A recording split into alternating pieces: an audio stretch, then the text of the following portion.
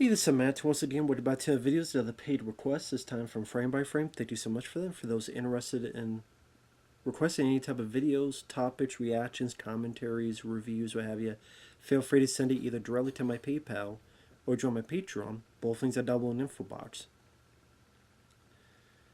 And by the way, these recent videos, if you hear like background noise, it's just a lot of stuff in the play because this water heater broke and a lot of stuff needs to be fixed. So I've just tried to take some time to level my head and get some videos done. So that's such of the room to do and deal with, so apologize for that. Right, Spider-Man Across the Spider-Verse. I did like the first one quite a bit. In fact, I would say that the first Into the Spider-Verse was and still is my favorite Spider-Man movie. And this one I liked as well. I did not like it as much as the first film, but I did like it. If the first one I gave 4 out of 5, I probably give this like a 3.5 out of 5. Because, number one, it is a beautiful looking movie. I gotta say, they nailed the visual palette in both of these movies. This is what Ninja Turtles Mutant Mayhem tries to do, but in my opinion fails, and that just looks butt ugly. Or as we call fugly. Fucking ugly. This, I mean, there's a scene where they're saving a chopper, and it feels like an acid trip. With all the colors and all the stuff going on. Or there's a bit with Miles is drawing, but as he's sitting there drawing, we see the skylight being drawn, so we visualize, or he'll be texting and the text pop up like comic book panels, or say comic book text. And I so appreciate that type of visual storytelling because it makes it unique and creative and fun, just as a visual experience. So I do appreciate that. And I do like the characters. I do like Miles Morales. I thought he was very likable in the first one. He still is here. It's been a year, at least in this universe, a year, and we see him doing Spider-Man type of things and helping people, and he has a good sense about himself. I don't mind his suit. I do like his suit. I don't remember him being able to turn invisible. Was that something he did in the first movie and I just completely forgot? But yeah, he did now turn invisible, which I thought, huh? When did he do that? Either he did it in the first and I completely forgot about it, or that's something they just introduced here. And if so, that's a little nitpick. I don't really care for that. I did it to try to be different from the other Spider-Man, but I don't know. I just not that big of a deal, to be honest. You do get to learn more about Spider Gwen, and I thought I forget her name, but the actress who voices her. Apparently, the Roosters, there you go, they're up and about now. They approve of her. I thought the voice acting, everybody pretty much did a great job with this, and we get to, let's say, learn more about Spider Gwen and her world and her dad, Stacy, and how she became Spider Gwen and what happened to that universe as Peter Parker, which was interesting. Interesting different take where since she got bit by the spider, obviously Peter Parker didn't, and he turned into the lizard, which was interesting to see a Peter Parker turn to the lizard. That felt a bit different. And again, just these bedazzling colors and how each universe has their own unique look to it. This amount of creativity is what I was looking for in, say, Doctor Strange 2 and the Multiverse of Madness, but I didn't feel that at all. And they have the multiverse thing in that Spider-Man No Way Home, but if I'm looking at Spider-Man that did the multiverse, I think this did a lot fucking better than that movie. In my opinion. But there's a bit where Spider-Gwen has to fight this vulture, but it's not her vulture, because this one looks like it's made out of paper. It looks like it's from the Renaissance. And that's another cool thing is that there'll be times where you have like different types of animated in the same frame. So one seems like bits of paper put together, always moving, mixed with CG for this character, and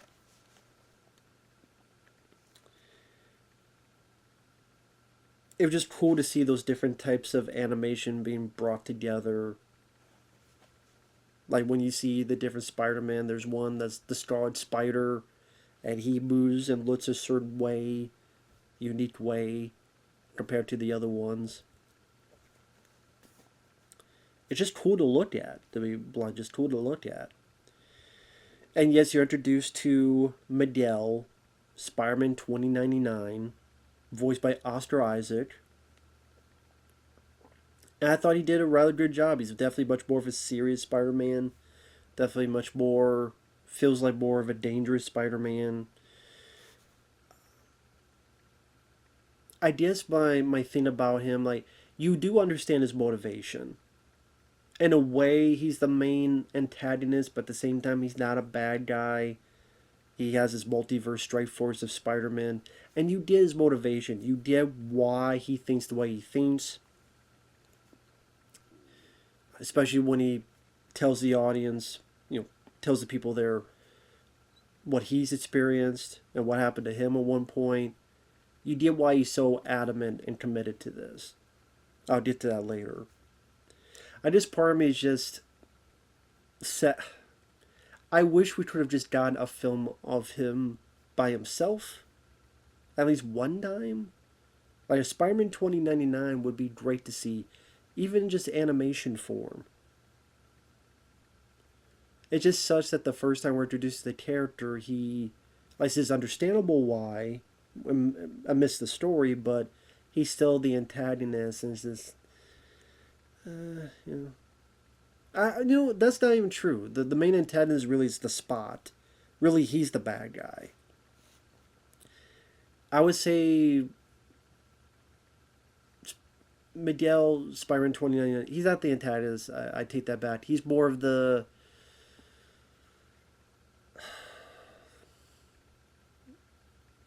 I don't know how else to put him. He's the formidable object getting in our hero's way of what obviously needs to be done by the end of this whole arc.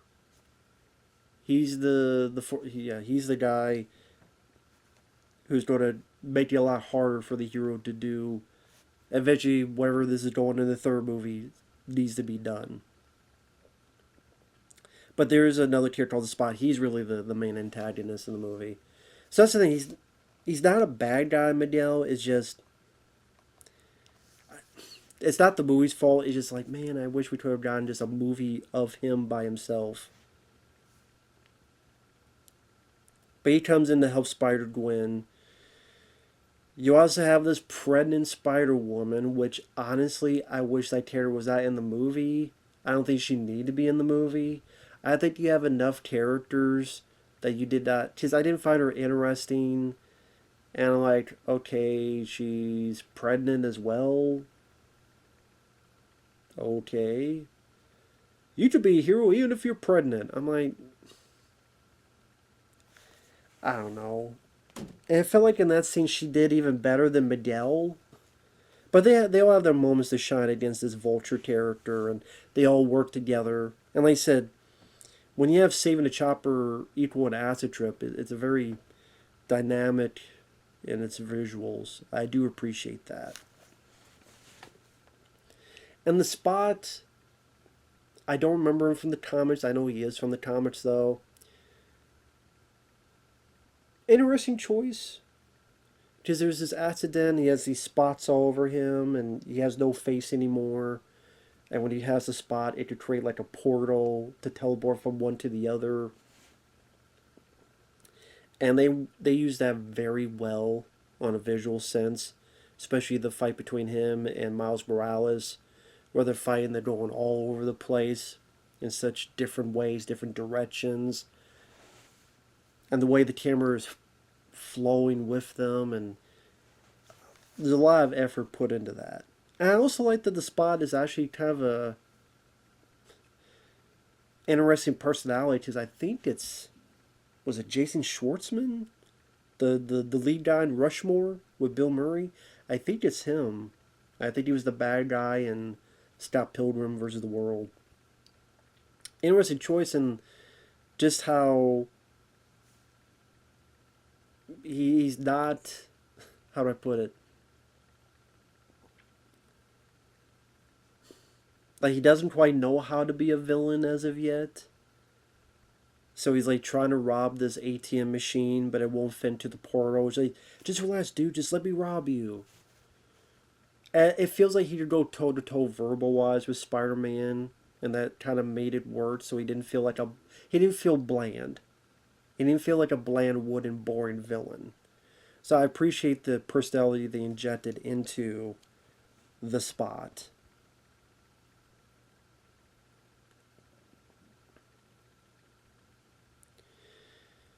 Eventually, the fight ends.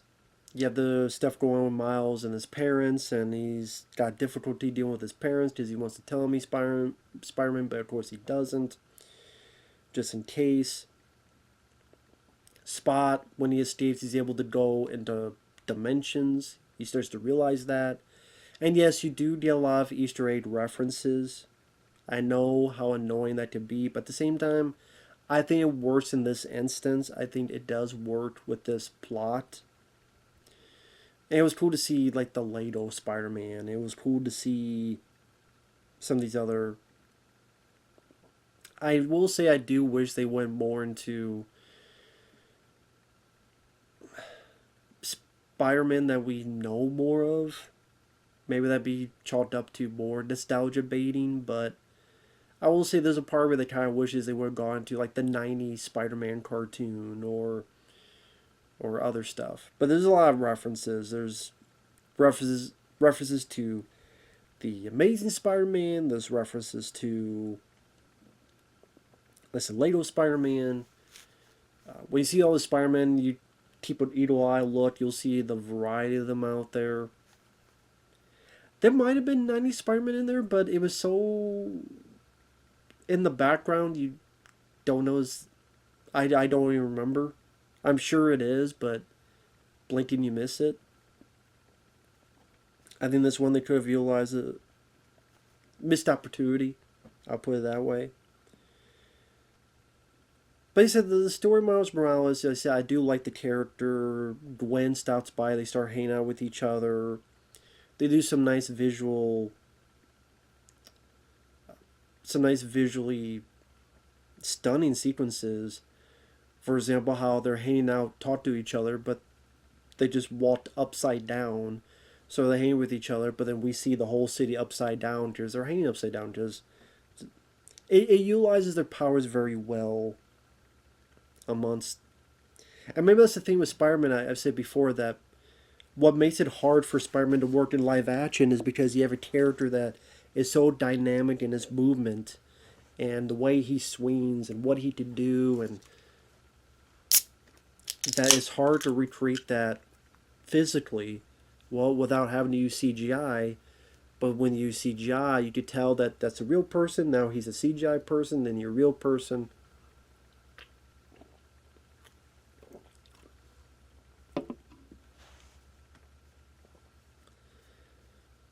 It just, you see that difference, and it takes you a little bit out of the movie each time that happens.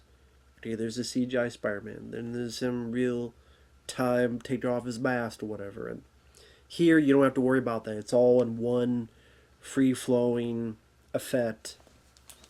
So again, at least in my experience, it seems like the Spider-Man I've liked more has been the animation ones. The '90s cartoon, the Spectacular Spider-Man, which you see him for a little bit in one scene. It would have been a deep cut if somehow they got the MTV Spider-Man, they got Neil Patrick Harris. That would have been like a deep cut. Like, what?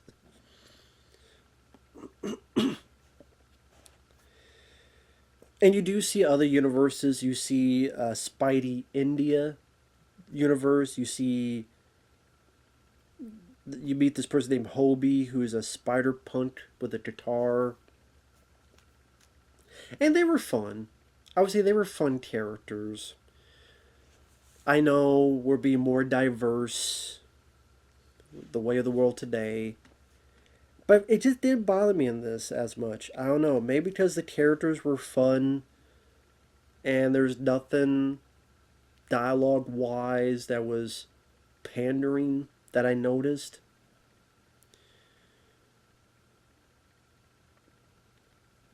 So it wasn't. I didn't feel like I was being lectured to, in any way, shape, or form.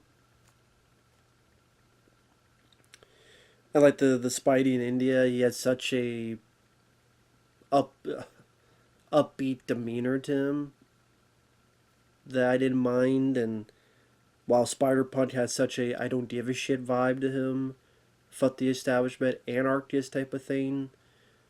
And he was the one that had like those old punk magazines back in the day. It looked like you just take a bunch of pictures, you just plug them all into it. That was a nice, interesting visual look to that character compared to the others. I wish we would have seen his guitar stuff utilized more.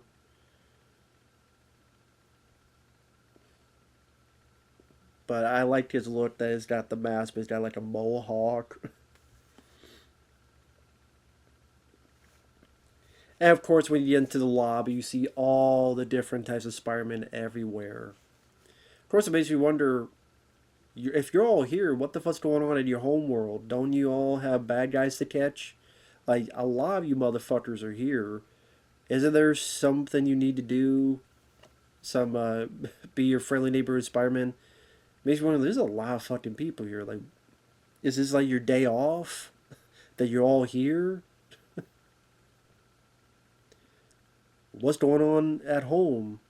Don't you need to go? But I guess everybody's just visiting for a bit. For how long? 5 minutes? 10 minutes? 20 minutes? I don't know. You do see Peter Parker again, which is cool. I thought they had the same voice actor. Really enjoy his take on Peter Parker in the first one. It was fun to see him in this. I think it was a Jake Johnson, I believe is his name. I could be wrong on that. I'm bad with names. I liked him in there. It was cool to see him be a father and a caring father and a cool father to his baby. And the first couple scenes he had with his baby was cute, but they really run to the ground of, yeah, we did it, dude. You have a baby. Hey, come on, hug the baby. You'll feel better. Do this. Come on. Oh, come on, look at the baby. Hey, the baby's so cute. And it's kind of like, okay, dude, that's the running joke. We're kind of, can we move past that? To a point that I kind of wish the baby was not, like, okay, it was in there for a bit, fine, but I think they stretched that way too far, way too thin. It's like, okay, we did it, dude. I mean, it's cute, but at the same time, is this really the best way to utilize Peter Parker? Really? Is this the best way to utilize him?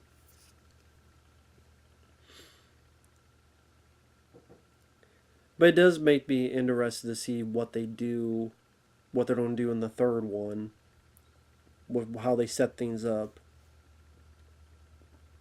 And spoilers, I was talking about Miguel's motivation. At least they do a nice enough job making you understand.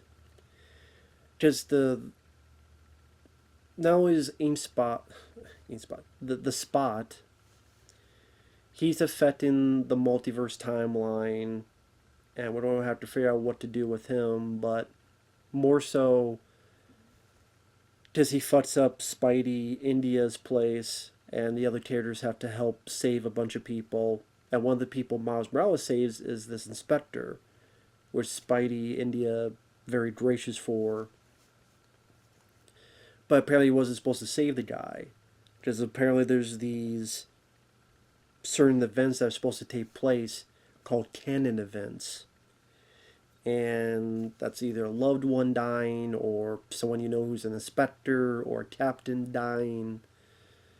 And if it don't then it's going to affect the multiverse. That will, and I'm like, that's kind of weird, but okay, that's the plot of the movie. And the reason Miguel is so adamant that this stuff needs to happen, even if sadly one person has to die, is because there's a universe where a version of him died, and he's like, you know what? They're very sad. I'm trying to figure out what happened to his world, his own world, and that's the thing that's sucks is that we got Spider-Man 2099 and we never see his world. And that's another nitpick I have with it. Like, we got Spider-Man 2099. We never get to see his world. We never get a sense of his world in the future and all this stuff. Like, that's such a missed opportunity that we could have gone to do, but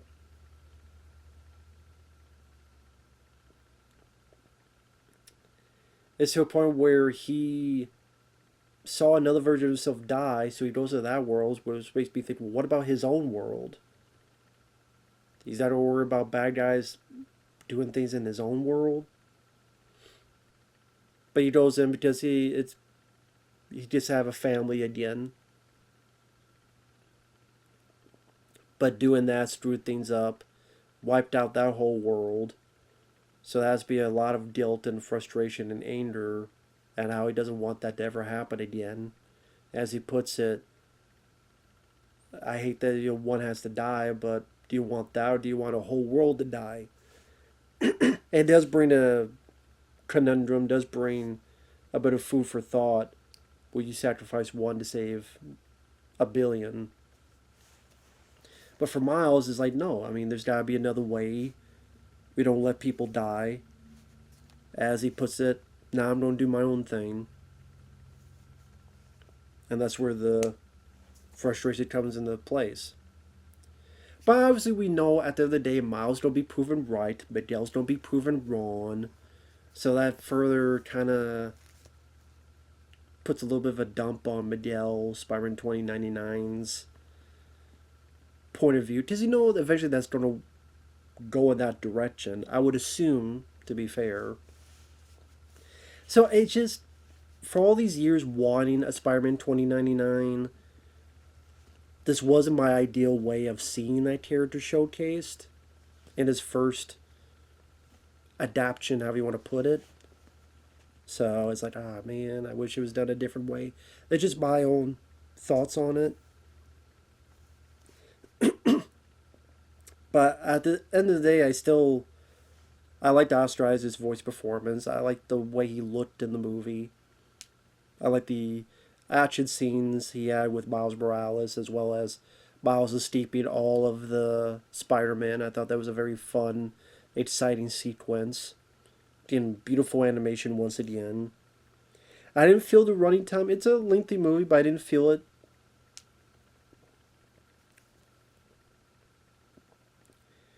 So again, I think some of the bits with Spider-Man 2099, which is my own beef with it. Not beef, but my own nitpicks with it. And then the ending, it's one of those things where it's the middle portion of a trilogy, so it has the issue with it can't have too much of a strong finale because it's got to have it to be continued. To spoil, what happens is he escapes. He's able to fight off all these Spider-Mans, including Miles Morales. He's able to escape. He thinks he's back in his own world, but he's in another world where he meets another version of himself, where that version became the villain, the Prowler. Meanwhile, Gwen, who is helping Miguel, realizes, you know what, I don't want to turn on my friend. So she gets her own group together, which includes Peter Parker, Spidey, India, Spider-Punk. I think Spidey Noir was in there. Nicolas Cage didn't come back, so that character didn't have anything to do in this. I don't know if it'll be in the third film. I don't know. But they're going to go after and find Miles to help him. It's the Spot. He's getting more dangerous. Oh, and the reason this all came into place is because Miles' father is going to die, and he's told he's supposed to let him die, and he's like, fuck that, I'm not going to let my own dad die. Which you understand his plight, but you do kind of understand Miguel's plight and the others, Spider-Man who chase after him going, we hate doing this, but if a billion people are going to die, we're going to have to stop you in their way.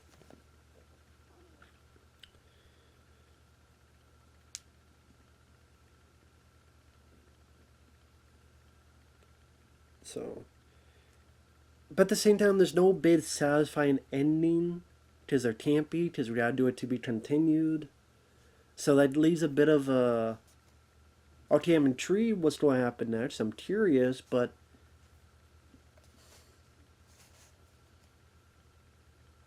there's still that dot dot dot, and it's one of those films that is kind of hard to watch on its own, because with stories you want to see a finale to it, and there's no finale because the finale is next time.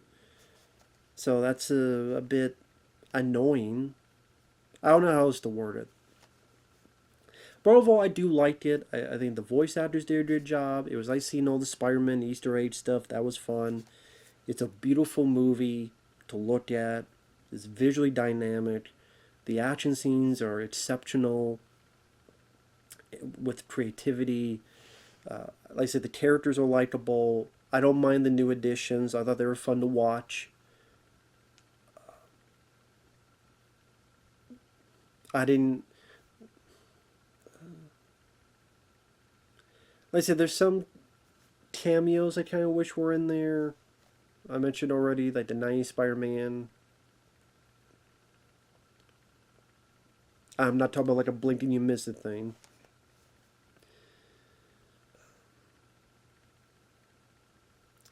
Well, I'm just going to be repeating all the stuff I already said. Overall, I do like the film. I think it was a fun movie. It was an entertaining film. Like I said, not as good as the first one, but a nice follow-up. And it does make me intrigued to see what's coming with the third one. So with that said, thanks for watching. We'll see you guys later. Bye-bye.